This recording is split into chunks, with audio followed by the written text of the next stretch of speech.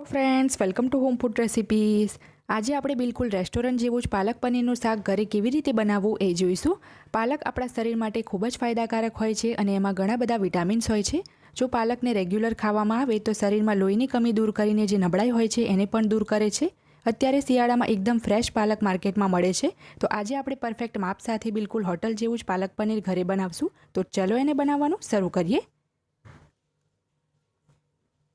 સૌથી પહેલાં તો અહીંયા મેં 330 ગ્રામ જેટલી ફ્રેશ પાલક લઈ લીધી છે. એમ તો મેં પાલક વધારે લીધી હતી, પણ એની એક્સ્ટ્રા દાંડી હતી એ બધી જ મેં હટાવી દીધી છે. એ પછી મેં એને વેટ સ્કેલમાં માપ્યું છે તો 330 ગ્રામ જેટલી પાલક થઈ છે. બરાબર એકવાર મેં એને ધોઈ લીધી છે અને પાલકની જે આ રીતની દાંડી આવે છે એને હટાવ્યા પછી પાલક 330 ગ્રામ થઈ છે એ વાતનું ધ્યાન રાખવું. અને જો પાલક તમે આ રીતની એકદમ ફ્રેશ લેશો તો શાકનો ટેસ્ટ પણ સરસ આવે છે. તો હવે આપણે એને બ્લાન્ચ કરી લઈએ. બ્લાન્ચ કરવા માટે એક પેનમાં મેં 3 કપ એટલે કે 600 ml જેટલું પાણી ગરમ કરવા મૂકી દીધું હતું.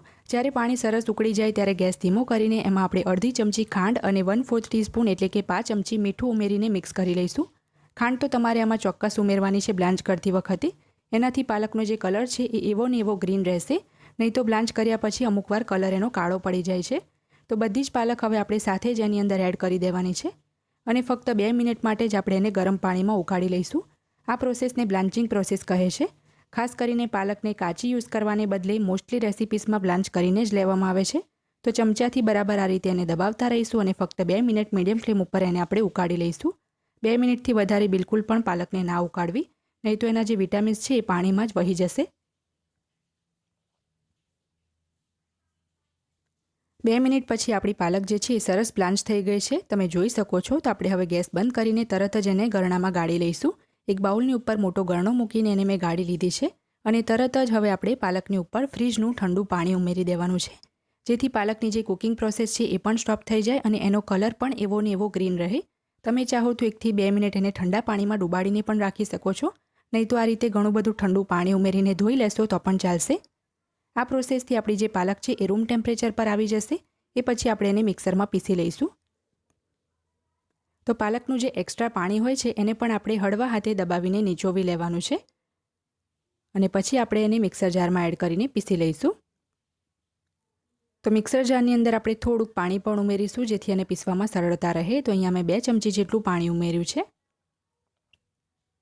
પાલકને પીસીને એકદમ સ્મૂથ પેસ્ટ મેં બનાવી લીધી છે. તમે જોઈ શકો છો કેટલો સરસ એનો ગ્રીન કલર આવ્યો છે. તો હવે આપણે આગળની પ્રોસેસ શરૂ કરીએ. હવે મેં ગેસ ઉપર એક પેન ગરમ કરવા મૂકી દીધું છે. એમાં 1/4 કપ એટલે કે 50 ml જેટલું તેલ ગરમ કરી લઈશું. તેલ ગરમ થઈ જાય એટલે આમાં એક તમાલપત્ર, 2 નંગ લવિંગ અને અડધા ઇંચનો તજનો ટુકડો ઉમેરીશું. 1 ચમચી જેટલું જીરું અને અડધી ચમચી હિંગ ઉમેરીશું. આ શાકમાં રાઈનો યુઝ નથી કરવાનો. બરાબર એને મિક્સ કરી લઈશું અને 10 સેકન્ડ પછી જ્યારે જીરું બરાબર ફૂટી જાય ત્યારે આપણે એમાં 1 ટેબલસ્પૂન એટલે કે 1 મોટી ચમચી જેટલી આદુ અને લસણની પેસ્ટ ઉમેરીશું અને 1 નાની ચમચી એટલે કે 1 ટીસ્પૂન આપણે આદુ, લસણ અને લીલા મરચાંની પેસ્ટ ઉમેરવાની છે. આ બંને પેસ્ટ કેવી રીતે બનાવવી એ મેં પહેલાં ચેનલ પર બતાવેલું છે. બરાબર મિક્સ કરીને 1 મિનિટ માટે આપણે એને સાંતળી લઈએ. આ શાકમાં આદુ લસણ તમે વધારે ઉમેરશો તો શાકનો સ્વાદ સારો આવશે.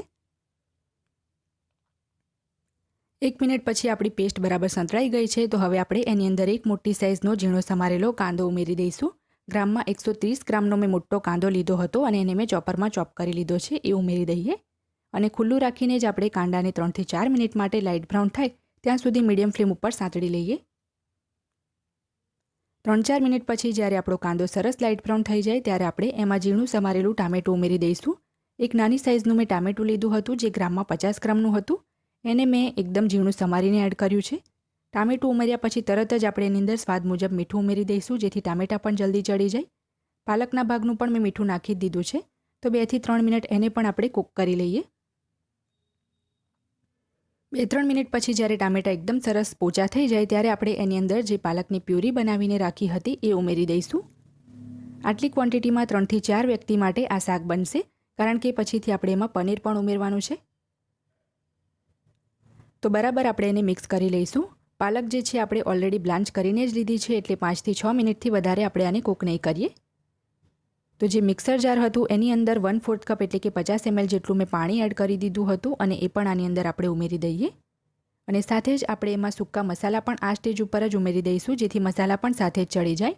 તો 1 ટેબલસ્પૂન એટલે કે 1 મોટી ચમચી મેં ધાણા જીરું પાવડર ઉમેર્યો છે. 1 ચમચી આપણે કિચન કિંગ મસાલો ઉમેરીશું. અહીંયા મેં એવરેસ્ટનો કિચન કિંગ મસાલો લીધો છે. 1 ચમચી આપણે હળદર ઉમેરીશું. 1/4 ટીસ્પૂન એટલે કે 5 ચમચી જેટલી આપણે એની અંદર ખાંડ ઉમેરવાની છે. ખાંડ આમાં તમારે ચોક્કસ ઉમેરવી. પાલકની જે થોડી ઘણી કડવાશ કે તુરાશ હોય છે એને એ બેલેન્સ કરશે. તો બરાબર મિક્સ કરીને આપણે ઢાંકીને 3 થી 4 મિનિટ માટે આપણે એને કૂક કરીએ. મીઠું તો આપણે એમાં પહેલાં જ ઉમેરી દીધું છે.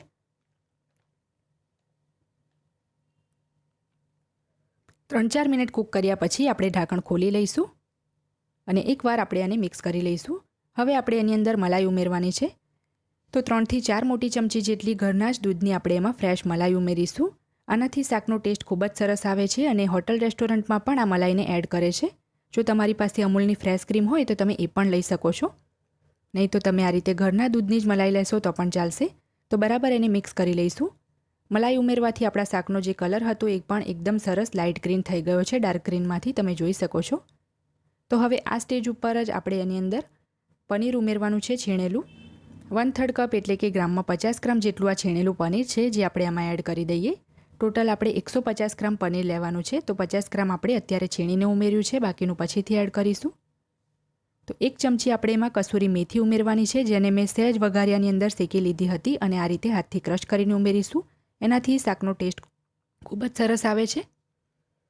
તો હવે આપણે એની અંદર 100 ગ્રામ જેટલા પનીરના ટુકડા ઉમેરીશું. પનીરને અહીંયા હું ફ્રાય કરીને નથી એડ કરતી. આ રીતે હું પનીરને હંમેશા આ જ રીતે જ એડ કરું છું. જો તમારે સેલો ફ્રાય કરીને ઉમેરવું હોય તો પણ તમે ઉમેરી શકો છો. ટોટલ 150 ગ્રામ પનીરમાંથી આપણે 50 ગ્રામ છીણીને ઉમેર્યું છે અને 100 ગ્રામ આપણે ટુકડા ઉમેર્યા છે. તો ઢાંકીને 2 મિનિટ આપણે એને કૂક થવા દઈએ. 2 મિનિટ કૂક કર્યા પછી આપણે ઢાંકણ ખોલી લીધું છે અને છેલ્લે આપણે એની અંદર 1 ક્યુબ જેટલું એટલે કે 1 ટેબલ સ્પૂન જેટલું બટર ઉમેરીશું. બટરથી શાકનો સ્વાદ ખૂબ જ સરસ આવે છે. હવે આપણે ગેસ બંધ કરી દઈએ. પાલકની પ્યુરી ઉમેર્યા પછી ટોટલ મળીને આપણે 5 થી 6 જ મિનિટ કૂક કરવાનું છે કારણ કે પાલક ઓલરેડી બ્લાન્ચ કરેલી જ હતી. તો હવે આ શાકને આપણે સર્વ કરી લઈશું. આ શાકને તમે રોટલી, ભાખરી, તંદૂરી, નાન કે ભાત સાથે પણ ખાઈ શકો છો. એ ખૂબ જ ટેસ્ટી લાગશે અને ઘણું જ હેલ્ધી હોય છે. તો નાના બાળકોને પણ આ શાક તમારે ચોક્કસ ખવડાવવું. અઠવાડિયામાં જો 2 થી 3 દિવસ તમે પાલક તમારા ડાયટમાં સામેલ કરશો તો ક્યારેય તમારા શરીરમાં નબળાઈ કે લોહીની કમી એવું કંઈ જ નહીં થાય. તો ફ્રેન્ડ્સ, અહીંયા આ શાકને મેં શાકની અંદર જે પાલકના ટુકડા હતા એનાથી અને થોડું એક્સ્ટ્રા પનીર છીણીને ગાર્નિશ કરી લીધું છે. જો તમને મારી આજની આ રેસીપી પસંદ આવી હોય તો મારા વિડીયોને લાઇક કરી, શેર કરી, ચેનલને સબસ્ક્રાઇબ જરૂર કરજો. પાસે આવેલા બેલ આઇકનને પણ દબાવજો જેથી તમને મારા આવનારા તમામ નવા વિડીયોની જાણકારી સૌથી પહેલાં મળે.